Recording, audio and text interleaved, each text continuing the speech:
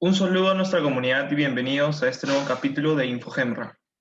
En esta ocasión, nuestro invitado es un profesional que se ha desempeñado más de 50 años en su carrera profesional de ingeniero civil. Es especializado en las áreas de hidrología, hidráulica computacional, hidrología de avenidas, de sequías, hidroclimatología, ecohidrología y sostenibilidad de agua subterránea, que será el tema que tocaremos el día de hoy. En la actualidad radica en Estados Unidos y se desempeña como profesor de Ingeniería Civil y Ambiental en la Universidad Estatal de San Diego, en California. Él es el doctor Víctor Miguel Ponce, quien nos ilustrará sobre el tema de sostenibilidad de agua subterránea. Bienvenido, doctor Víctor Miguel. Es un placer tener la oportunidad de dialogar con usted. Agradezco al grupo de alumnos de la Universidad Católica de Lima y pues el tema, como ya lo dijo David o como lo dijiste tú, es sostenibilidad del agua subterránea. Yo comencé a trabajar este tema el año 2005, o sea, tengo ya 15 años trabajando en este tema. Para comenzar, debo darle crédito al doctor William Alley, que se desempeñaba en una época, ahora creo que ya está retirado, como científico, el primer científico en agua subterránea en el Servicio Geológico de los Estados Unidos, afortunadamente con residencia aquí en San Diego, al que tuve oportunidad de conocer personalmente. Él escribió el año 99, o sea, 6 años antes de que yo entrara en este campo, un artículo seminal con un par de otros colegas de él sobre el tema este. O sea, él básicamente fue uno de los primeros en impulsar el tema de la sostenibilidad del agua subterránea, que ahora se ve que es un tema álgido, porque en varias partes del mundo el agua subterránea está siendo abatida. Con esto, introducción, pues yo creo que David, tú tienes varias preguntas. Tenemos una hora, son las 8 de la mañana, así que adelante. Doctor Víctor Miguel, sabemos que tiene una amplia trayectoria no solamente en el tema mencionado, sino en otros, por su amplia colaboración académica en diversas universidades del mundo. Es por eso también que quisiéramos saber un poco más de usted. ¿Nos podría comentar un poco sobre su desarrollo como profesional o su evolución dentro de este campo? Sí, claro. Yo soy graduado de la Universidad Nacional de Ingeniería, de la promoción 67, o sea, ya he cumplido ya 53 años de carrera y servicio profesional. He tenido intervención en una amplia gama de actividades, al principio en la consultoría, luego en la academia. Ya cumplí 40 años de profesional o de profesor, digo, aquí en la Universidad Estatal de San Diego. Anteriormente estuve en Colorado y anteriormente trabajé varios años, casi 4 años, en Lima como consultor.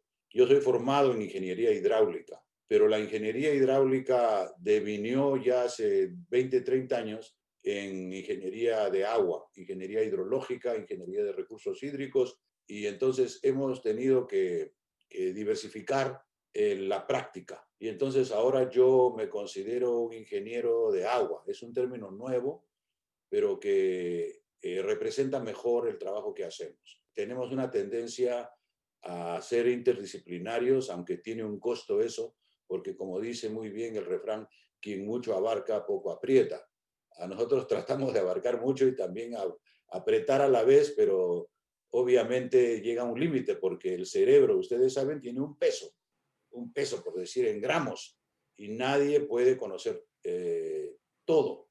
Venimos identificando los diferentes tipos de hidrología y hasta el momento vamos en 106 tipos de hidrología, de los cuales yo me considero un experto, por decir, en 10.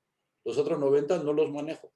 O sea, si usted me hace una pregunta fuera de mis 10 campos, le voy a decir, ese tema no lo manejo. Pero aún así 10 es bastante, y hemos tenido la suerte con nuestra, digamos, interés y personalidad, cambiar de tema cada 5 años o movernos a otro tema. Y como ustedes han mencionado bien, o como tú has mencionado bien, David, tenemos 6, 8 especialidades. Yo dicto aquí en San Diego 4 cursos de grado, o sea, de posgrado, y 2 de pregrado. Es bastante carga, pero claro, como lo hemos hecho ya hace muchos años, nos es relativamente fácil. Mi intervención en la investigación es amplia. No lo has mencionado tú, pero tenemos un currículo bien amplio, más de 50 artículos publicados en revistas a través de los 50 años, un promedio más o menos de uno por año. Es difícil publicar artículos en revistas, sobre todo en Estados Unidos.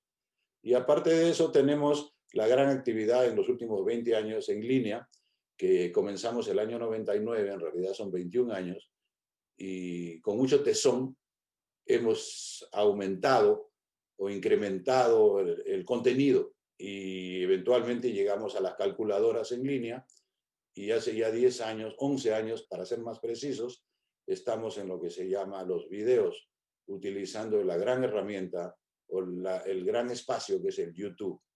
Y en este momento, pues yo prácticamente digo que en cuestión de cantidad y también calidad, ¿por qué no decirlo? En videos y calculadoras estamos arriba y estamos entre los primeros. Bueno, siguiendo con el eje temático de esta entrevista, es el tema de la sostenibilidad de aguas subterráneas que ya hemos mencionado. Sabemos que esta preocupación nace a partir de la explotación de los acuíferos y cómo es que podemos enfocar el desarrollo sostenible a este desarrollo de la ingeniería.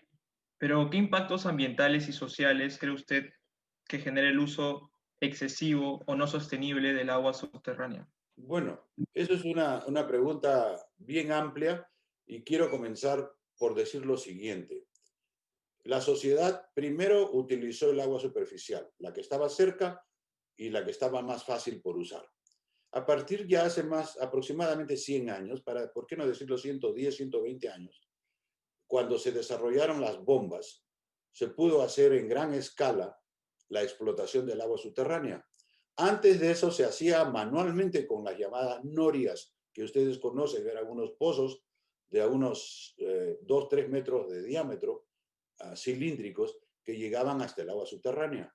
¿Dónde está el agua subterránea? Depende, puede estar a 1 metro como puede estar a 100 metros. Generalmente, cuando en zonas más húmedas está más cerca del terreno, cerca de la superficie, pero en zonas áridas puede llegar hasta 100 metros o más, pero siempre hay agua subterránea. O sea que si usted quiere bombear agua subterránea, la puede bombear en cualquier lugar, solamente que es más oneroso en zonas más áridas. Ahora, ¿qué es lo que se usa primero? El agua superficial. Generalmente el agua subterránea se utiliza cuando se está gastando o acabando el agua superficial. Les digo un ejemplo, estuve en Loja ya hace varios años y me recabé todos los datos de agua superficial en Loja, Ecuador. Y luego cuando le pregunté a mi colega Fernando Oñate, que es profesor allá en la Universidad de Loja, dónde estaban los datos de agua subterránea, me dijo claramente, aquí no tenemos datos porque no explotamos el agua subterránea. No necesitamos explotar. Son 200.000 habitantes y tienen bastante cantidad de agua superficial. Entonces, como ustedes ven, el agua subterránea se utiliza cuando ya se está acabando o ya se ha acabado la superficial. Otro ejemplo, en el valle, en el Ecuador mismo, en el Guayas, la agencia estatal por muchos años aprovechó el agua superficial. Y yo me reuní con el ingeniero a cargo varios años, ya hace como 8 años, estuve con él en Venezuela. Y me dijo, doctor Ponce, ya se nos está acabando el agua superficial. Entonces vamos a entrarle al agua subterránea. Como ustedes ven, el agua subterránea es una segunda etapa. Ahora, el problema es el siguiente, es un problema serio, que el agua superficial se recicla, se recupera en promedio global cada 11 días. Eso está calculado. Puede ser 6 días, puede ser 25 días, pero en promedio es 11. Y el agua subterránea se recupera en promedio cada 1500 años. Puede ser 100, puede ser 10.000. Eso está calculado. Entonces, si se agota el agua subterránea, ya no regresa. Regresará en 100 años. ¿Quién va a esperar? Entonces hay que usar el agua subterránea con mucho tino, con mucho cuidado, tratando de conservarla. Otro asunto que es poco conocido, que cuando el agua subterránea se explota en grado sumo, por decir, tiende a bajarse, el nivel freático tiende a bajarse. Y cuando más profundo es la explotación, más salina sale el agua y de diferentes tipos de sales. Entonces, eso está comprobado y estudiado por gente que realmente conoce el tema. Entonces, hay que tener cuidado con la explotación del agua subterránea. Ejemplo, aquí en el Valle de San Fernando se han hecho varias, como 5 o 6 desaladoras están extrayendo el agua subterránea a más de 500 metros de profundidad porque quieren asegurarse que nadie les va a reclamar, porque el agua en California es muy escasa, porque hay mucha gente y mucho desarrollo. Y entonces ellos, por asegurarse de que nadie les va a reclamar que están utilizando trago, están bombeando muy profundo, porque tienen el dinero para hacerlo. Pero a la hora de sacarla, como es algo que tiene que ser para uso de consumo humano, ellos tienen que pasarla por osmosis reversa, limpiarla el agua. Pero el problema es el siguiente, siempre se produce cuando hay una causa buena o un efecto bueno, hay un efecto malo. Entonces lo que pasa es que le sacan la sal, le extraen la sal por osmosis reversa y queda un 30% que hay que disponer. Y si está usted no cerca al océano, tiene que hacer lo imposible o lo necesario para sacar esa salmuera al océano. Y entonces allá en el Valle de San Fernando han hecho ya hace 12 años, ha comenzado el año 2008, una línea de salmuera. Entonces toda la explotación de agua subterránea profunda debe llevar o conllevar construir una línea de salmuera que ya según ustedes ven que es carísimo. Esa línea de salmuera que construyeron en Galleguas el año 2008 costó $60 millones. Fue como 60 millas. Pero ahora sí ya llega al océano. Y luego hay una serie de circunstancias, por ejemplo, cómo botar la salmuera al océano sin echar a perder el ecosistema local de los peces. Porque obviamente los peces están limitados en una cierta salinidad. 35.000 partes por millón sería la salinidad del agua de mar. Pero si usted le aumenta, y dependiendo de cuánto le aumenta, pueden matar a los peces locales.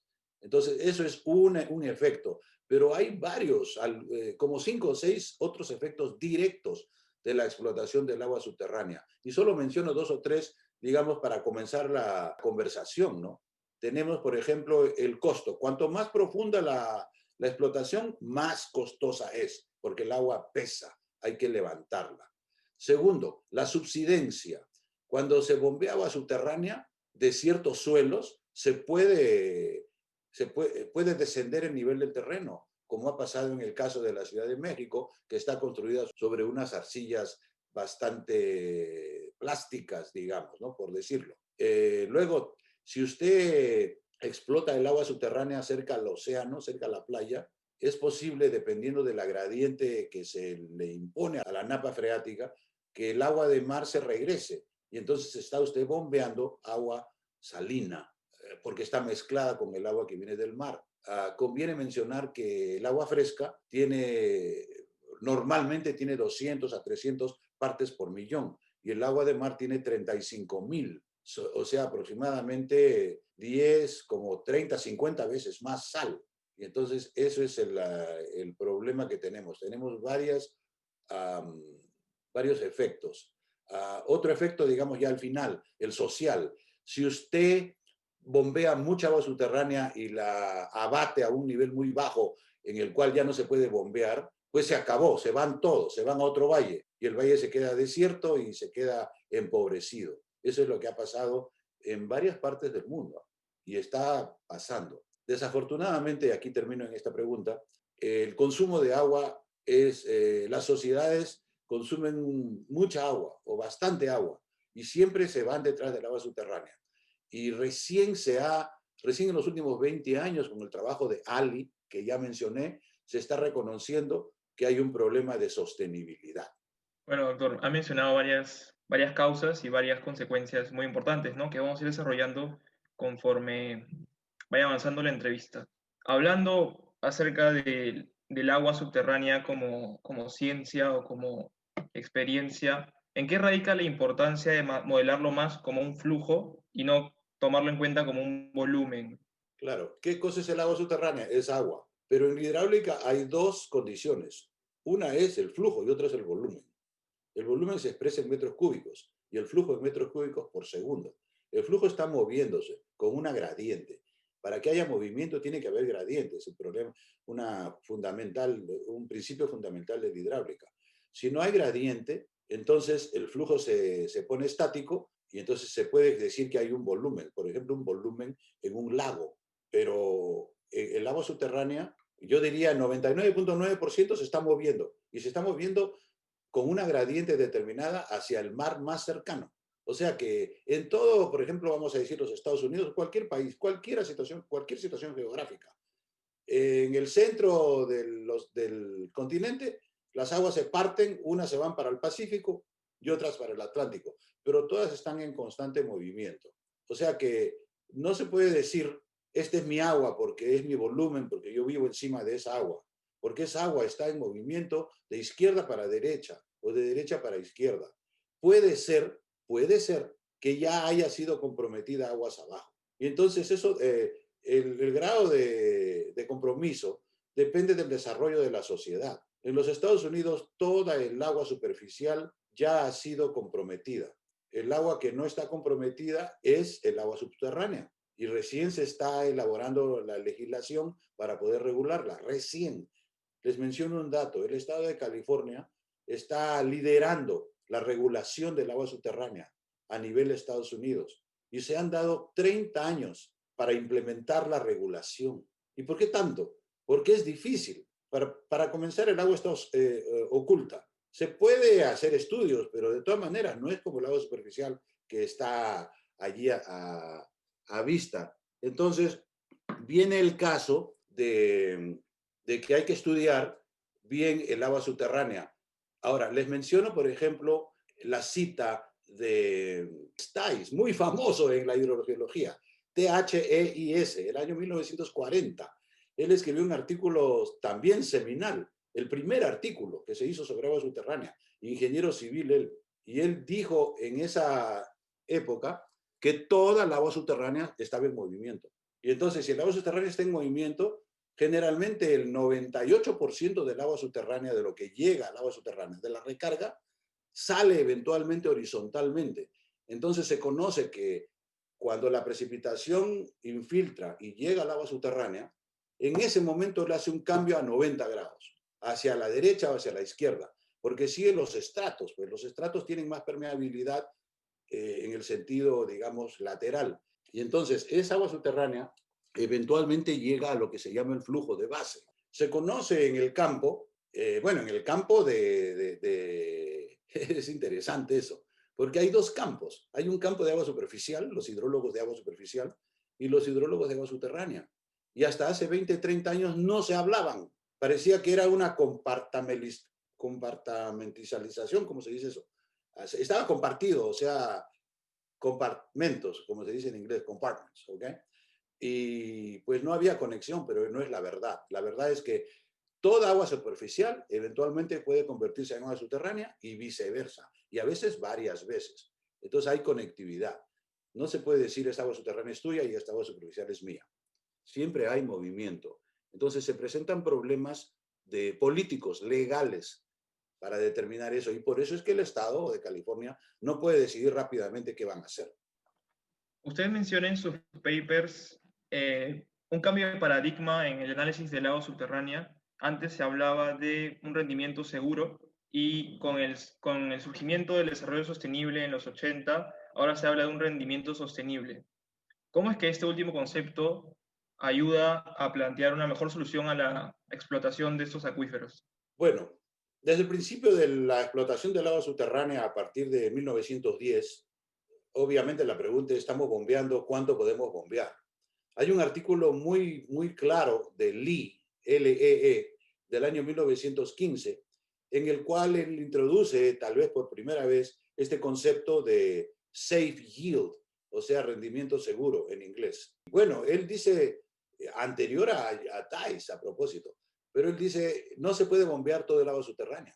Ya lo dijo desde el principio, por eso habló de un rendimiento seguro. Pero él, en ese momento, él no podía ponerle todos los bemoles a la situación, porque no sabía, porque en ese momento no se manejaba. Pero muchos años después, a partir ya de las contribuciones de Thais y luego a partir de la entrada o el inicio del movimiento ambiental en los años 70, y en la definición ya del tema de desarrollo sostenible el año 87 por las Naciones Unidas, que ustedes ya conocen ese tema, deben conocer bien ese tema, y luego ya la última contribución que creó la palabra desarrollo sostenible, o perdón, sostenibilidad del agua subterránea, el año 1999, con el artículo de Ali y sus colaboradores. Y entonces, ya en ese momento se creó, aparte de Ali, estaba el profesor Sófocles o Sofocleos en Kansas, y ellos en la revista Groundwater, que es agua subterránea, elaboraron estos temas que después yo he proseguido. Digamos, yo me considero un alumno de ellos. Ellos comenzaron este tema a la vuelta del siglo y ahora ya lo venimos manejando bastante y es un tema ya que tiene cierto asidero en la ciencia, ¿no? La idea es que es básica. El agua subterránea no se recicla fácilmente, por lo tanto se puede agotar. Esa es la idea básica. Ahora, el tema de sostenible vis-a-vis o versus seguro, pues seguro es un tema antiguo, sostenible es el tema nuevo que se maneja ahora. Ya el safe yields ya no se usa, ya no se maneja. Bueno, en la mayoría de los estudios de avanzada, ¿no? Me imagino que habrá por ahí alguna persona que habla de rendimiento seguro, pero eso ya no es el tema. El rendimiento sostenible involucra todo, absolutamente todo, como debe ser. Son varios temas. El primero es geológico, geomorfológico, hidrológico, ecológico, social, económico, institucional y legal. ¿Cuántos temas? Son 8 temas. Hay más, pero esos son los 8 principales. Y entonces, las plantas, por ejemplo, hay que respetar a las plantas. Usted puede bombear agua subterránea y matar plantas, porque las plantas que se están alimentando del agua subterránea de la zona badosa, por ejemplo, van a sufrir. Y hemos visto el caso aquí en el condado de San Diego, que han habido varias oportunidades o instancias en las cuales esto ha sucedido, porque el condado de San Diego es un desierto, entonces hay poca agua superficial, no hay casi. Y entonces, si no hay agua superficial, pues hay que entrar detrás del agua subterránea. Y luego se bombea el agua subterránea y como hay muchos intereses económicos, puede bombearse en forma, digamos, que bajan el nivel freático a un nivel muy bajo. Y entonces eso causa problemas ecológicos, causa problemas de vecindario, o sea, bombeaste el agua que me pertenece. En esa situación estamos. Aquí en Estados Unidos, sobre todo el agua subterránea, se dirime por jurisprudencia.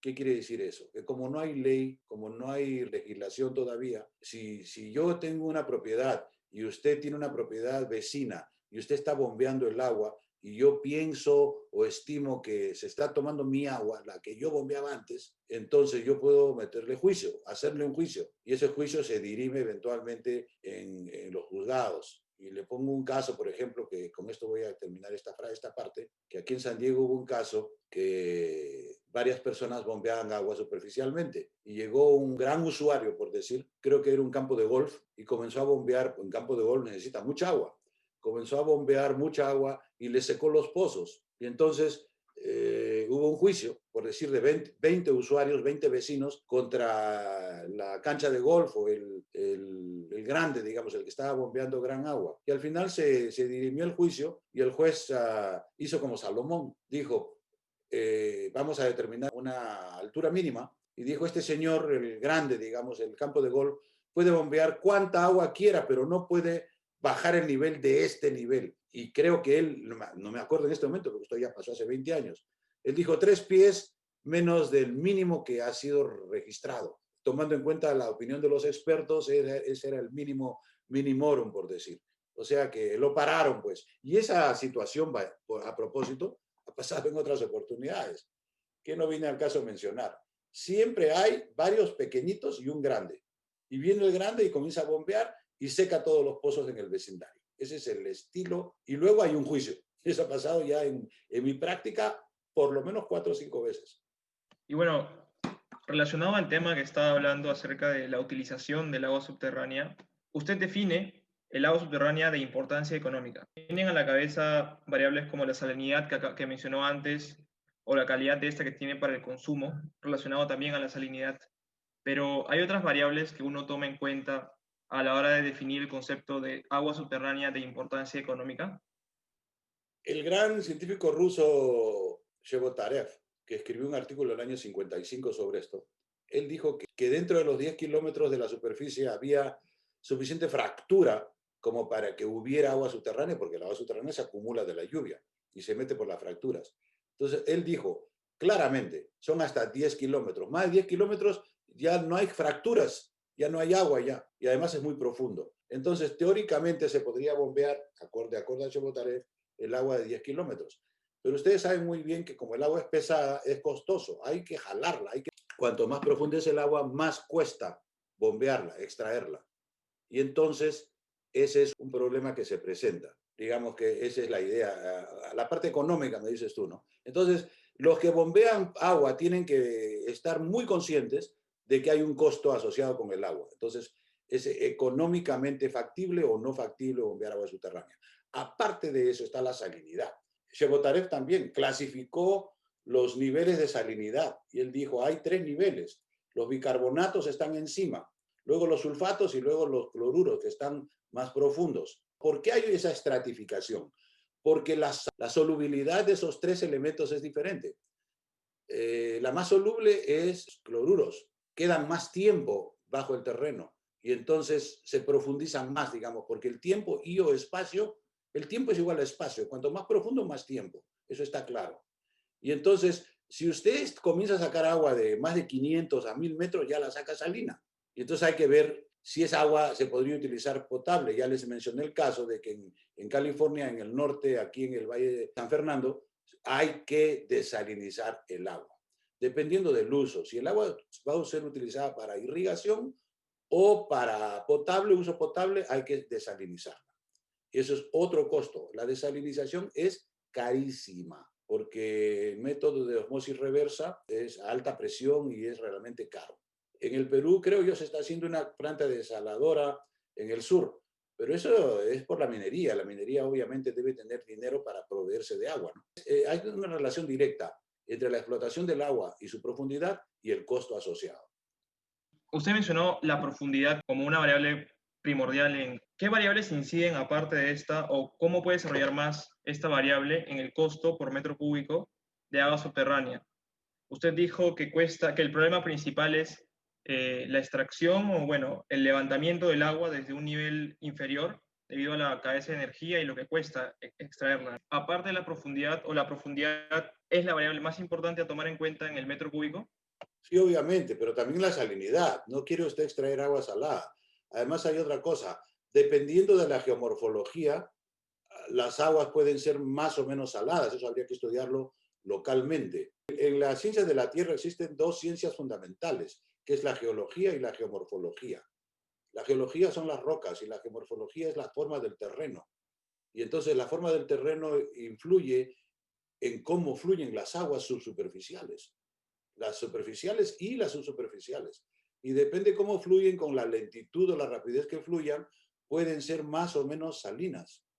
Y entonces hay que ver, siempre hay que preocuparse por el asunto de la salinidad. En el caso, por ejemplo, del Valle Central, aquí en California, hay bastante gente que está bombeando agua subterránea y luego están dejando las salmueras en el vecindario. Y eso está mal, eso no es sostenible.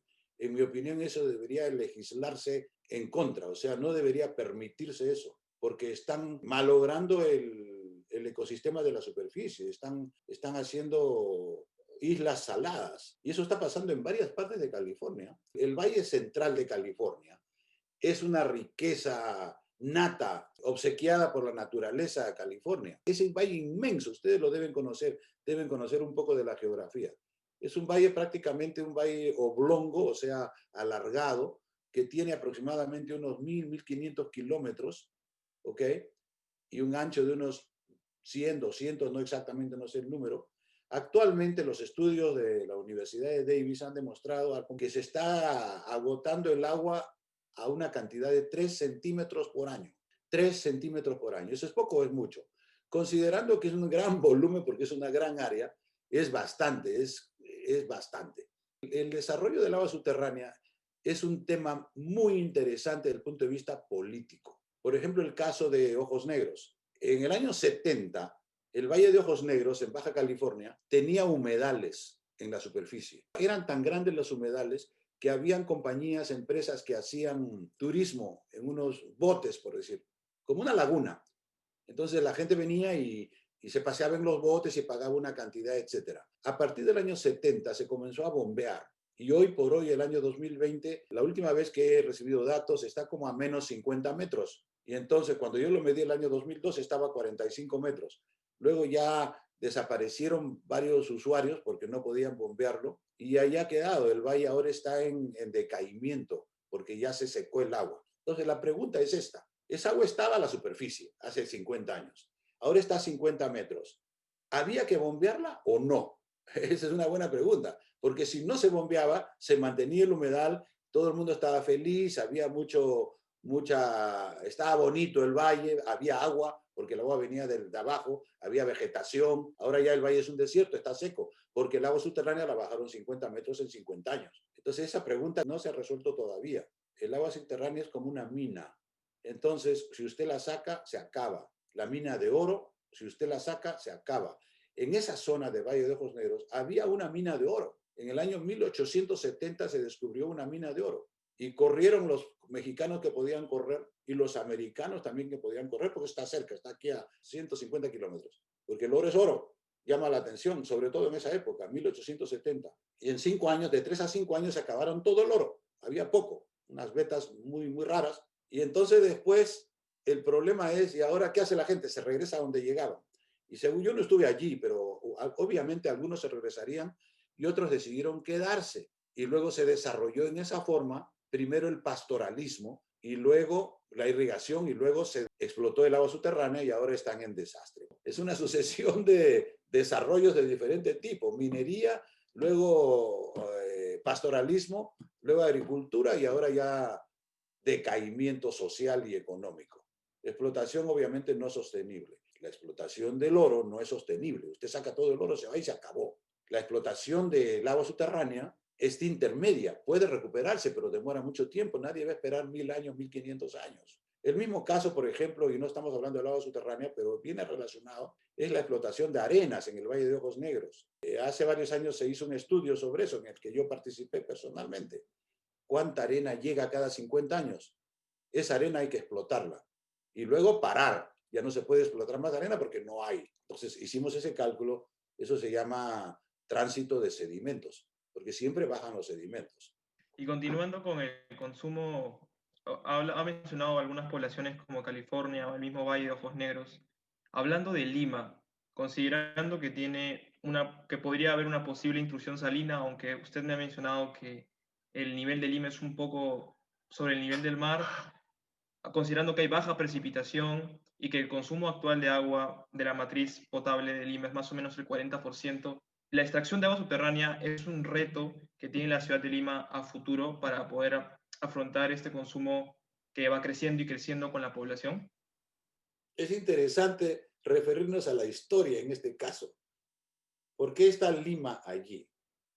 Pizarro, Francisco Pizarro estuvo en el Cusco, pero decidió no hacer su capital en el Cusco. Muchos dicen que era que no quería competir con los incas y tampoco totalmente pues destruir, porque el temperamento español no ha sido destruir. Si hubiera sido destruir, hubieran destruido el Alhambra y el Alcázar, y no lo hicieron. Entonces la tradición de ellos es conquistar, tal vez sí, pero destruir no. Entonces Pizarro dijo, no, aquí no voy a hacer mi capital del Perú, la voy a hacer en otra parte, buscó y encontró Lima. Todo el Perú estaba con población, la costa, la sierra y la selva, ya ustedes saben cómo, ¿no? Pero la costa y la sierra, sobre todo la sierra poblada. En la costa también había población. En la costa hay 51 ríos o corrientes, algunos más grandes como el río Santa, otros muy pequeños, pero son 51. Eso se ha documentado. Entonces, la población de la costa usaba los ríos. Claro, no había mucha. Se conoce, por ejemplo, los nativos de Lima son los que hicieron Pachacámac y hicieron varias otras ruinas. En Lima hay como 15 ruinas. Eso la gente no conoce, pero hay como 15 ruinas completas. Por ejemplo, la que está en Miraflores, Pugiana, la Huaca Pugiana en Miraflores, Pachacámac, les digo, creo que fue el ingeniero arquitecto Agurto, que tiene un libro de hace 40, 50 años sobre eso, que documenta 15 ruinas. Yo he visitado algunas. Eso refiere o revela la cantidad de asentamiento que había a la llegada de los españoles. Había una cultura en Lima. Por supuesto que en el Perú todas las culturas que habían a la llegada de los españoles estaban sometidas o subyugadas a la cultura inca, que era más fuerte en todo sentido, guerrero, cultural, etc. Y entonces ya los incas habían dominado por 100, 200 años desde, como se dicen, desde Pasto, Colombia, hasta Maule, Chile. Entonces, cuando ya llegaron los españoles, lo hicieron en Lima, porque se le ocurrió, me imagino, a Pizarro que era mejor. Lima tiene agua subterránea, claro, por supuesto, porque tiene un acuífero que es un acuífero de un conglomerado rocoso y allá hay bastante agua. Pero en los últimos, yo digo, 50 años se ha estado bombeando. Y yo he recibido unos datos específicos que se dice o se documenta que la parte más profunda de Lima, del agua subterránea, está ahora a 70 metros menos o menos 70 metros, en La Victoria. Ese artículo lo pueden ver en línea. Pueden buscar y encontrar si tienen suerte. Se está bombeando el agua subterránea y entonces eventualmente se acabará porque no se puede regenerar en forma rápida. Y allí la ciudad de Lima tendrá que verse con una situación de dónde van a sacar el agua. Y entonces en otras partes del mundo, como aquí en Los Ángeles, por ejemplo, se ha atinado a traer el agua de zonas cercanas, más o menos cercanas. Pero como los americanos tienen mucha necesidad y mucho dinero, recurso, la traen de distancias muy grandes. El caso, por ejemplo, del lago Mono, el Mono Lake, que está a 500 millas de Los Ángeles. Está en el norte, está a la altura de San Francisco. Y de ahí sacan ellos el agua para llevársela a Los Ángeles. Hay otros lagos de la vecindad que se han secado también.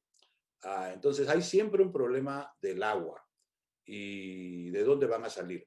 Yo estimo, sin querer abrir polémica, que eventualmente el Perú tendrá que buscar agua, perdón, Lima, tendrá que buscar agua en la vecindad y entonces tendrá que pedírselo con permiso de los otros departamentos cercanos, que ustedes ya saben cuáles son Ancash, Pasco y Ica también.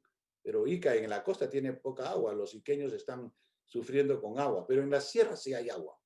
En las montañas siempre llueve, por la cuestión del efecto, pues que como cuando el agua sube, se enfría y al enfriarse precipita. Entonces, en las montañas, en las vertientes, sí hay agua. En realidad, en el Perú hay agua. Lo que pasa es que la población se separa del agua. Si nosotros quisiéramos encontrar el agua, y esto es broma, por supuesto, lo único que tendríamos que hacer es mudar la capital a Pucallpa. Es broma, por supuesto. Y ahí hay agua. ¿No? O si no, nos vamos a la sierra y se divide la población entre Cajamarca y Puno, y ahí también hay agua, pero no lo vamos a hacer, porque políticamente es casi prácticamente imposible. Ya Lima se fundó, Lima está allí, en la capital, etc. Entonces lo que hay que hacer es traer el agua. Traer el agua, yo digo, tal vez reducir un poco, conservar un poco el agua. Les menciono, los americanos utilizan por diseño 200 galones por habitante por día. Cuando ellos hacen un diseño, por ejemplo, aquí en San Diego, habría que multiplicar 2 millones por tantos días al año por 200 galones. En Latinoamérica el valor es 150 a 200 litros. Quiere decir que los americanos hoy por hoy utilizan 4 veces más agua que el resto de América, por decir. Y lo cual es cierto. Ese dato es fehaciente. ¿Y por qué lo hacen? Porque siempre aquí se ha pensado que el recurso es infinito, pero no lo va a ser en un futuro. Se les va a comenzar a acabar y van a tener que cortar ese uso. Ahora, por ejemplo, se está estilando ya no hacer gras, porque el gras es de una zona subhúmeda y aquí es árido, aquí es semiárido. Aquí en realidad lo único que vive es el chaparral, porque el chaparral no es gras, el chaparral es un arbusto que se pone a dormir mientras no hay agua. Entonces nunca se muere, el chaparral no se muere, se pone a dormitar, puede dormitar 5 años mientras no hay agua. Y eso es un sistema fisiológico del chaparral. Y entonces de esa manera se protege la naturaleza. Pero pasto no, aquí no hay pasto natural. Por eso yo digo que los campos de golf son antinaturales. A ver quién me va a discutir eso. Que los campos de golf son antinaturales, porque aquí en el oeste, ¿no? Ahora, en el este, por supuesto que está bien, porque eso no necesita irrigación, llueve solo. pero en el oeste son antinaturales. Yo, por ejemplo, cuando me mudé aquí a esta casa, no le puse grasa. Adelante hay un parquecito y atrás hay digamos, concreto, la parte de digamos, un diseño, ¿no? Un diseño de landscape para no usar agua. Y yo no uso agua. En irrigación, digo, no uso agua en irrigación. Y también que ha mencionado acerca de las diferencias entre la costa, la sierra y la selva. ¿Qué diferencias podría usted acotar acerca del análisis de acuíferos o cómo es que se diferencia el procedimiento de estos a la hora de extraer el agua? En la costa, eso es una buena pregunta. Hubo un estudio del año 27, 1927, en California, que se lo encomendaron a un señor de servicio geológico. ¿Dónde está el agua subterránea? Queremos buscarla, encontrarla. Dinos dónde está. Y él determinó, después de muchas mediciones, que el promedio del agua subterránea, de la profundidad del agua subterránea en el oeste americano era 27 pies, o sea, 9 metros. El agua subterránea siempre está allí, solamente que cuando más árido el terreno, menos recarga y por lo tanto más profunda. O sea, ustedes saben muy bien que el oeste americano tiende a tener de todo, pero es generalmente árido. Tenemos Arizona, tenemos Utah, tenemos Nevada. En Nevada, por ejemplo, cuando se iba a hacer el silo para guardar el combustible nuclear, se demostró que el agua subterránea en la zona del silo iba a estar a 200 metros, porque no se quería que hubiera una interferencia entre el silo y el agua. Entonces, buscaban 200 metros de profundidad del agua. Como ustedes ven, el agua siempre está allí. Lo que pasa es que puede estar más profunda. Cuanto más húmedo el clima, más superficial esté el agua. Entonces, yo digo, sin haber hecho estudios, en realidad no, sí hemos hecho estudios. En la costa debe estar superficialmente porque está bajando de la sierra, pues. Si no está superficial es porque la están bombeando, porque el agua subterránea tiene una condición de frontera y que es que debe llegar al mar. No se puede salir del mar, no puede pasar por encima ni por debajo. Entonces, la condición de frontera estando allá abajo, el agua subterránea tiene que hacer una curva para llegar a la condición de frontera, pues.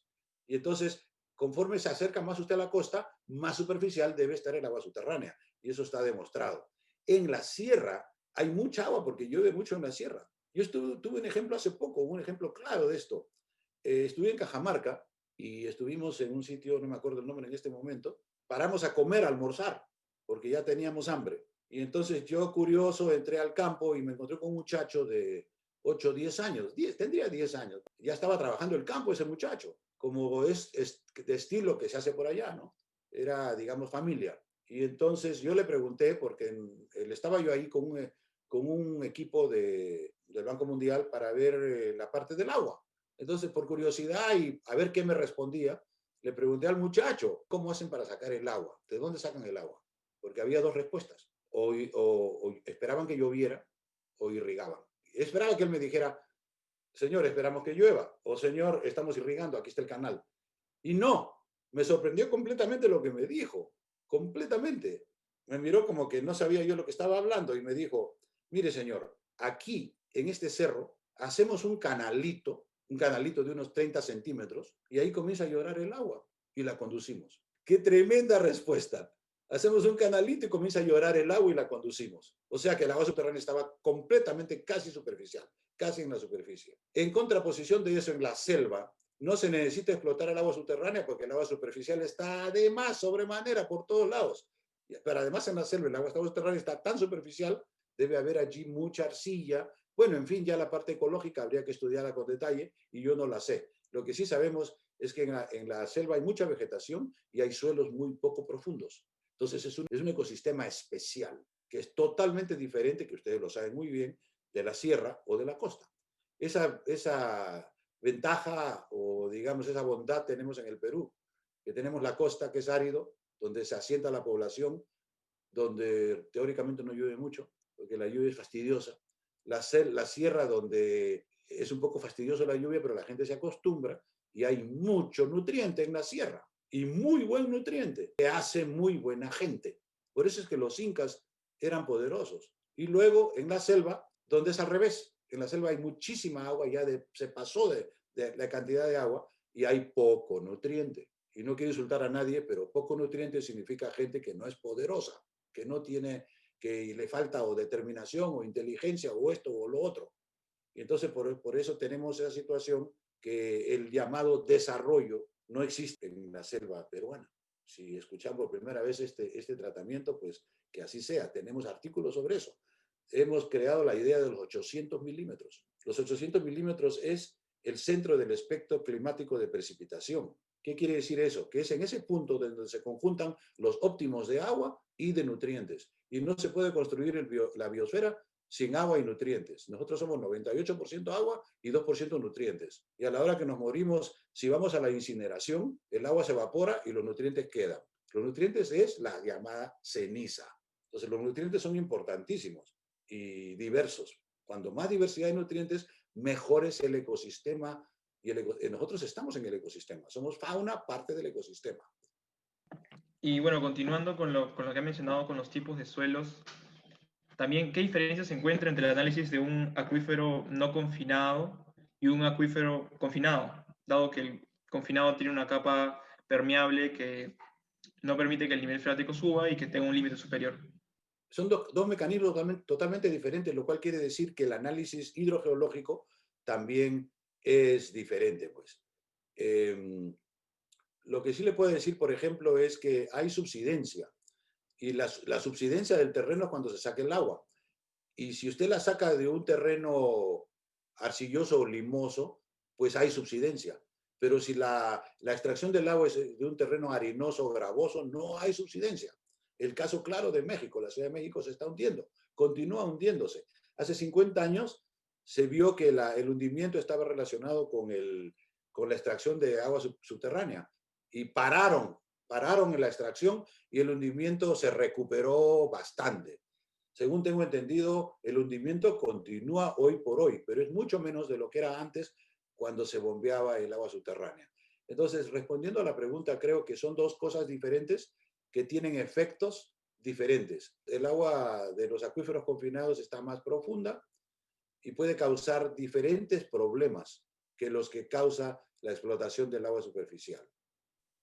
Y continuando con el análisis más complejo o completo del agua subterránea, se necesita de otros análisis como un análisis hidrológico, ecológico, socioeconómico o incluso cultural e institucional para alcanzar esto que llamamos rendimiento sostenible. Sí, todo, ya les mencioné, son 8 ciencias, ya las mencioné ya, hay que ver todo, hasta la institucionalidad, la institucionalidad es el arte del gobierno.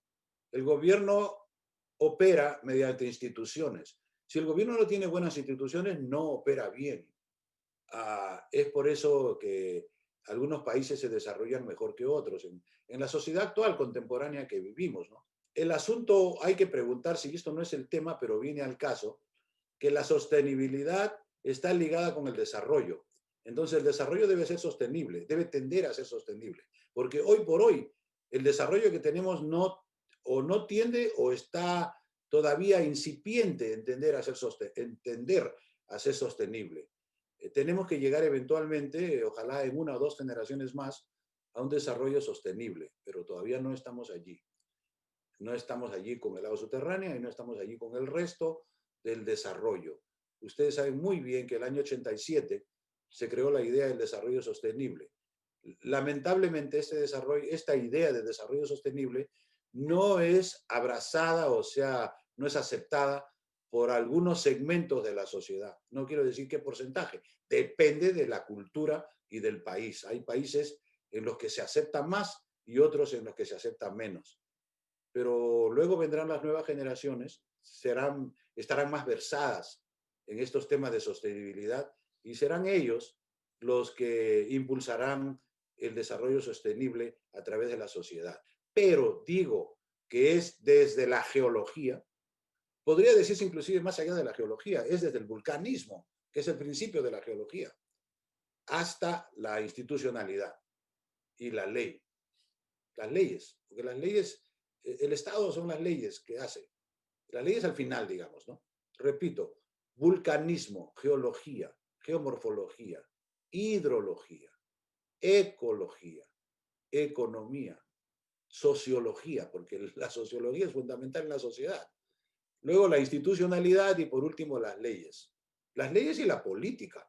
La política es el arte de esto es mío y no es tuyo. La lucha por la propiedad de las cosas. Esa es la política. que la estamos viendo ustedes muy bien aquí en Estados Unidos hoy por hoy. No quiero mencionar el tema, pero ya ustedes lo ven todos los días en la televisión. De las noticias que llegan de los Estados Unidos no son hoy por hoy muy auguriosas. Entonces se podría decir que se comienza por un análisis científico de la situación y se termina con un análisis institucional, como usted ha mencionado. Totalmente. Yo les menciono a mis alumnos que si quisieron estudiar ingeniería porque no les gustaba la política, que como se dice en inglés, welcome to the real world. Todos los problemas devienen eventualmente en política. Y los ingenieros tienen que entrar a eso eventualmente. Yo no tengo un solo proyecto de los últimos 20, 25, 30, de los últimos 30 años que vengo haciendo estudios de este tipo, que no hayan devenido en política. Cuando estuve en Argentina, y no quiero mencionar muchos detalles, pero estuve en Argentina en un proyecto, pues me tuve que cuidar las espaldas, por si acaso, y no me pasó nada. Entonces, es política, ¿no? La última política es el daño a otros, porque piensas que te están erosionando tu propiedad. ¿Sí o no? Entonces, ese es el detalle. Todo eventualmente deviene política. La sociedad es una aglomeración de diferentes tipos de actividades de científicas, políticas, sociales, económicas, etcétera. Y todo está junto, todo está relacionado. No se puede separar. El gran varón Alexander von Humboldt, del cual yo me considero un discípulo, 200 años después, hacía eso.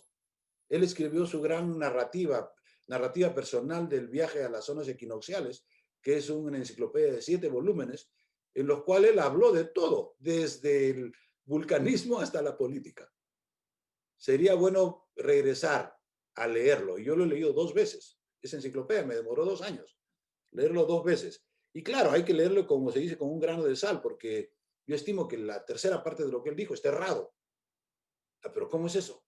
Pero es que él estaba adelante. El que está adelante es el único que puede tener, digamos, la salvedad de estar errado, porque está viendo por primera vez. Los que vienen atrás ya no pueden estar errados. El de adelante sí. Y eso hizo Humboldt. Nos abrió el camino de la ciencia. Y eventualmente, es más, se dice que si no hubiera sido por Humboldt, Darwin no hubiera venido aquí a Latinoamérica, a Sudamérica, y todavía estaríamos ciegos al respecto de nuestro origen verdadero, porque Darwin emuló a Humboldt, que era muy respetado. Humboldt siendo alemán, 1800, y Darwin siendo inglés, 1831. Y luego Darwin desarrolló su teoría de la evolución, porque era médico, etcétera, etcétera, pero está demostrado que a Darwin no hubiera venido aquí a Latinoamérica si no hubiera sido tratando de emular lo que hizo Humboldt, que fue el que estuvo adelante. Aunque ahora les voy a decir que Humboldt no fue el primero, hubieron otros, pero de más pequeño nombre, digamos, que Humboldt. Humboldt es el grande. Muy buen comentario. Hablando de la calidad de agua obtenida de un acuífero, que ya hemos hablado bastante sobre eso, ¿se puede obtener una relación o qué relación podría haber que mientras más agua se extrae o bombea y por consecuencia se deprime el nivel freático, la calidad de esta decrece por contenido de sales o incluso otros minerales importantes que se encuentren en la roca subterránea?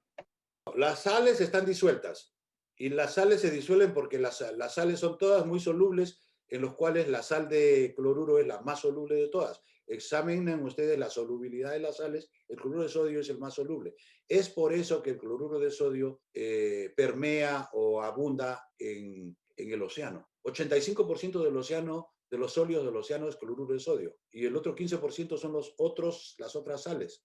¿Y eso por qué? ¿Por qué el cloruro de sodio predomina? Porque es muy soluble. Es muy difícil sacar el cloruro de sodio del agua.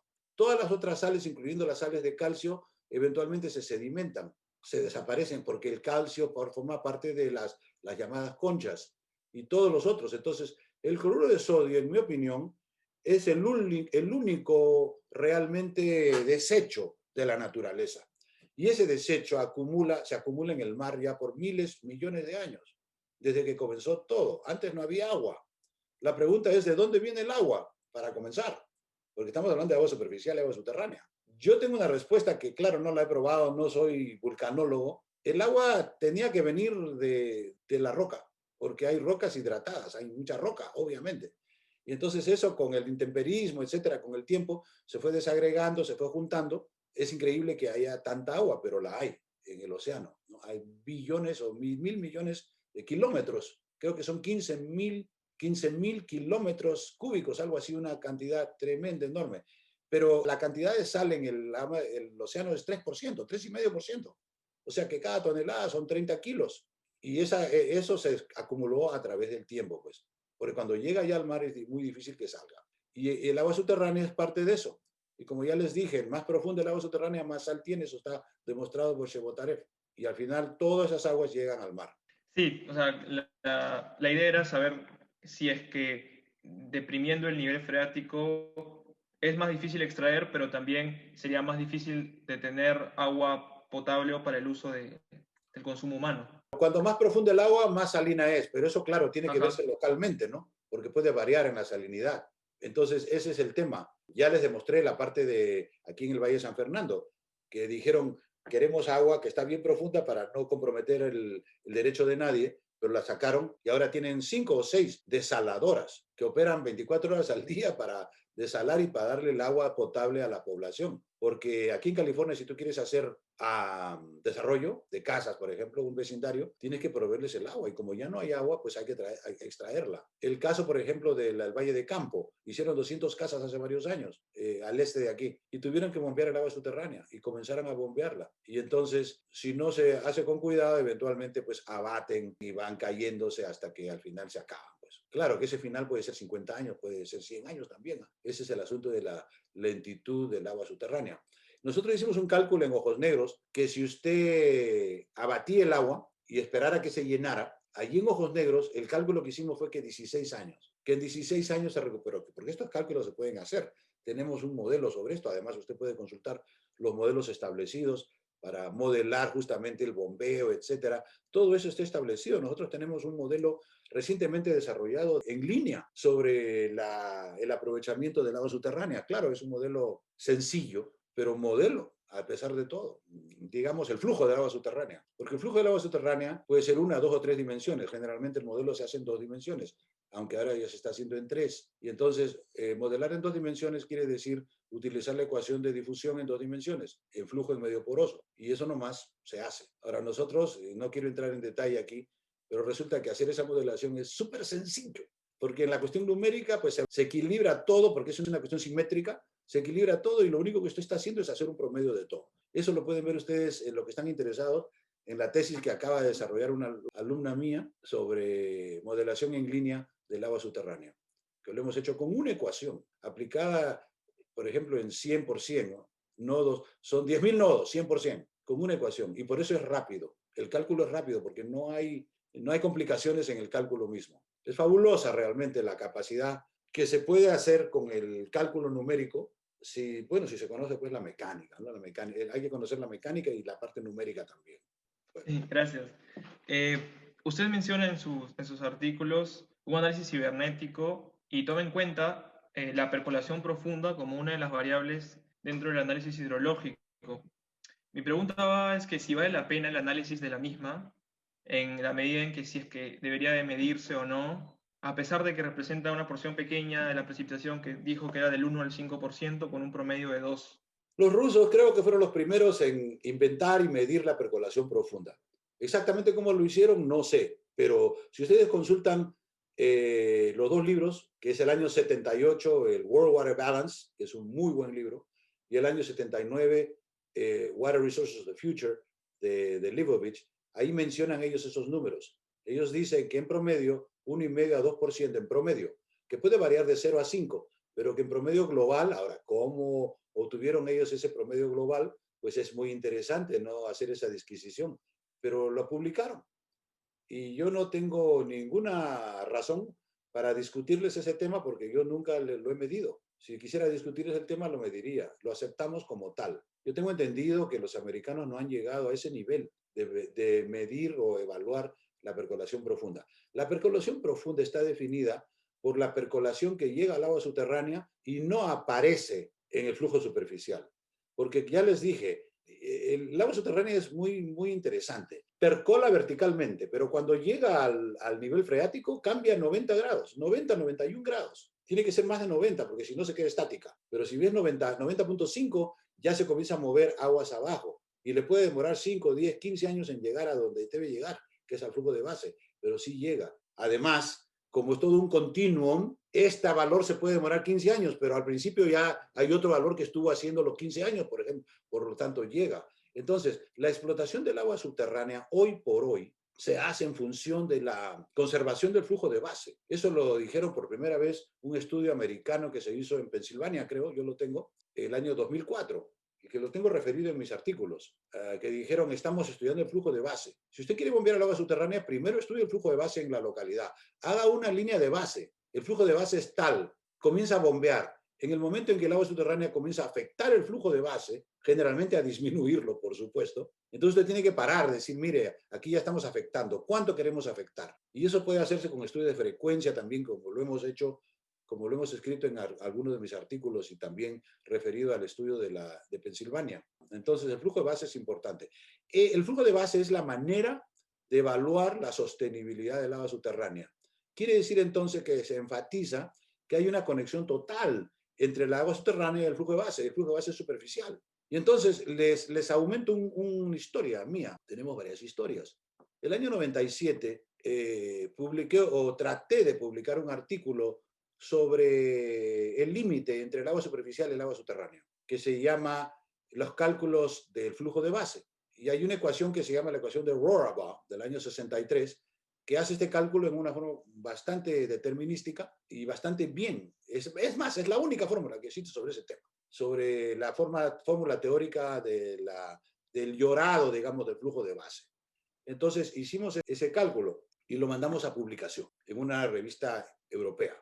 Y la revista europea, como el tema era agua subterránea, digamos, relación del agua subterránea con el flujo superficial, como el título principal era agua subterránea, se lo llevaron lo enviaron a unos hidrogeólogos. Y como los hidrogeólogos, disculpen que hable así un poco fuerte, pero saben muy bien la hidrogeología, pero saben muy poco de agua superficial por entrenamiento. Y entonces los hidrogeólogos no entendieron lo que yo estaba hablando. No entendieron y me rechazaron el artículo. Me dijeron, no, este no sirve. Y como ustedes ven, cuando usted elabora sobre temas que están en el límite, como que estaba yo haciendo eso, se encuentra con la dificultad que nadie lo puede revisar. Nadie lo puede revisar, no hay expertos que revisen su tema.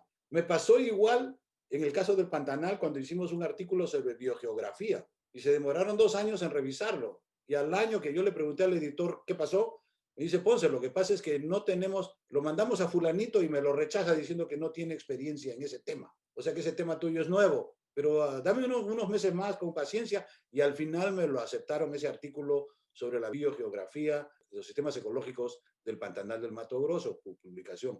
Fue la primera vez que yo entré en la biogeografía, que está muy relacionada con la ecología. Y desde ese momento, del año 92, venimos trabajando con eso. Y últimamente hemos trabajado con la relación entre la vegetación superficial y el agua subterránea. Ese tema también está en the fringes, como dicen los americanos, en el centro entre un tema y otro, porque no es ni agua subterránea ni es vegetación. Es los dos en el centro. Entonces es en la interdisciplina donde está el futuro de la ciencia. El futuro y el principio, porque Humboldt ya el año 1805 lo había dicho. Solamente que Humboldt no podía saber, porque no se puede ver el futuro, lo que iba a pasar en los siguientes 200 años. ¿Y qué pasó? Se disciplinó en la sociedad. O sea, se hizo disciplina, se hizo física, química, biología, etcétera, etcétera. Y todo el mundo entró en su hueco y no salió por 200 años, hasta que en las postrimerías del siglo XX hay gente como yo y otras personas, por supuesto, que comenzaron ya a ver la interdisciplina. La interdisciplina es difícil, pero no es imposible. Solamente que hay que tener un poco de humildad y llegar a un momento en que dices, bueno, aquí ya que entren los expertos, porque ustedes saben que ¿cómo se define un político? ¿Cómo se debe definir un político? Es un señor que maneja expertos, porque el político no sabe nada, por definición. Entonces, el político cuando quiere hacer algo tiene que llamar a los expertos, a ver, usted y opinar, que opinen y que él tome la decisión. Y cuando el político es bueno, pues toma buenas decisiones porque está basada en la experiencia. Y cuando el político es malo, toma sus propias decisiones basadas en su guts, como dicen los americanos. No traduzco bien la palabra. El gut quiere decir aquí, lo tengo aquí abajo, es lo que siento yo por educación, por cultura. Y eso no está bien porque generalmente los GATS no reflejan la ciencia, pues. ¿Qué es lo que está pasando aquí en Estados Unidos en este momento? No quiero entrar en detalles. Continuando con lo que mencionó acerca del flujo de base, usted lo sobredefine como U. eh, ¿Cómo es que el coeficiente de recarga, que es el flujo de base entre la precipitación, puede brindar una mejor imagen de cómo se comporta el flujo de base y cuánto es que uno puede extraer de ese sistema que está analizando? Tenemos un calculador que hace poco lo hemos hecho, hace 6 meses, porque anteriormente a nuestro calculador, calcular la recarga era un hit en mes. En inglés quiere decir, a veces me sale, a veces no me sale, porque había unos huecos en el cálculo. Pero a partir del tratamiento de Leibovich, el tratamiento cibernético del ciclo hidrológico, que está basado en el concepto de wetting, en inglés, humedecimiento en español, y tenemos varios artículos sobre eso, se vio pues que se podía hacer el cálculo más claramente, un cálculo más preciso. Y entonces nosotros ya hemos implementado ese cálculo en un calculador que los invito para que ustedes lo vean, en el cual calculamos el coeficiente de recarga. Y decimos en ese artículo y otros que cuando todo el flujo de agua subterránea está comprometido, lo que es el caso de la mayor parte del oeste americano, de los Estados Unidos, pues lo único que habría decir, lo único defendible es usar el agua que llueve localmente. Y eso depende de la cuenca, porque si la cuenca es grande, llueve mucha agua, porque llueve sobre el área. Pero si la cuenca es pequeña, es poca el área que llueve. Generalmente, ya les dije, el coeficiente de recarga varía entre 0 y 5%. Hay un estudio que dijo eso, justamente, que habían estudiado el oeste americano para el coeficiente de recarga. Y yo estoy seguro que no lo hicieron con el método de Leibovich, pero llegaron a ese cálculo, 0 a 5%. La verdad es que en una zona muy árida, el coeficiente de recarga es 0. Y una zona muy húmeda, el coeficiente de recarga puede ser 50, 60%. Por ejemplo, en el Amazonas, y no se necesita porque hay mucha agua. ¿Para qué estudiar recarga en el Amazonas cuando no es necesario explotarla? Entonces, la explotación del agua subterránea se hace en la zona seca del espectro, de 0 a 800 milímetros, y más de 0 a 400 milímetros. Y generalmente, como es poca recarga, se tiende a sobreexplotar. Esa es la disyuntiva de la naturaleza, que donde nos dio poca recarga es donde se necesita más. Imagínense que fuéramos al Amazonas a querer estudiar la recarga. Solamente lo vamos a usar en la costa, o en las zonas semiáridas, y allí va a ser bajo se conoce eso, tenemos estudios sobre eso a propósito, sobre el coeficiente de recarga, que los hicimos con el método antiguo, o referimos lo que habían hecho otras personas. Ahora, con el método de Leibovich, va a ser mucho más preciso el cálculo. Sí, ingeniero, parece que David se desconectó. Tal vez habría que esperar un momento. Sí, por supuesto. Por En ese supuesto. caso, tal vez podría aprovechar usted para absolver una consulta que le hicieron en el chat. A ver, dice, de parte de Julio Montenegro Gambini, doctor Ponce, en relación con la hidrología del suelo, ¿cuál es su opinión sobre la importancia de las propiedades hidrodinámicas de la zona no saturada? Su interacción con los acuíferos y la superficie en ciertos casos juega un rol que es necesario de estudiar. Repite, por favor, la pregunta. A ver, dice, en relación con la hidrología del suelo, Del suelo. ¿cuál es su opinión Se sobre la está importancia? refiriendo seguramente a la zona no saturada. Sí, sí. Ya. Dice, ¿cuál es su opinión sobre la importancia de las propiedades hidrodinámicas de la zona no saturada y la interacción con los acuíferos y la superficie y si la superficie en ciertos casos juega un rol que es necesario para estudiar? Si la superficie en ciertos casos fuera ¿qué? Un rol para estudiar. O sea, Un rol para estudiar. Julio, mi amigo Julio Montenegro, que en este momento creo que está en Bélgica, ¿no, Julio? Bueno, él no, creo que no puede hablar. Bueno, porque si quiere le puedo habilitar el audio. Ahí está. No te preocupes. Voy a tratar de responder la pregunta. Es una pregunta sumamente técnica. Y yo le voy a, digamos, hacer la salvedad en este momento, que en la práctica, y yo tengo práctica en eso, que hay preguntas académicas y preguntas de práctica. Y claro, Julio, como está en la academia, ha hecho una pregunta generalmente académica. El flujo no saturado es un flujo que se trata generalmente en la academia. Yo creo, ojalá no esté equivocado, que en la cuestión práctica de los consultores se utiliza bastante poco comparado con el flujo saturado. De cualquier manera, el flujo no saturado es mucho más complicado. que el flujo saturado, obviamente. Y entonces, en este momento yo le voy a decir con toda franqueza que yo no he entrado en el modelamiento del flujo no saturado. Lo que sí le digo es que lo que conoce todo el mundo, que la capilaridad influye mucho en ese flujo y la capilaridad depende del tamaño del grano, pues. Entonces, la capilaridad, la altura de capilaridad que determina el flujo no saturado puede variar entre, hemos hecho cálculos con ecuaciones que existen, entre pues, milímetros o 20, 30 milímetros y puede ser hasta 3 o 4 metros, dependiendo del tamaño del grano, pues si es limo, digo arcilla, limo, arena. Y es la capilaridad, o sea, la profundidad de capilaridad, la que determina si las plantas pueden sobrevivir, porque las plantas se alimentan generalmente de la zona capilar, porque no pueden llegar hasta fondo porque se ahogan las raíces, y entonces buscan la zona capilar, y entonces hay eso, les puedo decir que las plantas saben dónde está la zona capilar grande, por experiencia. Si ustedes dicen que las plantas no tienen boca, yo les digo que no, que están equivocados. Las plantas se comunican entre ellas.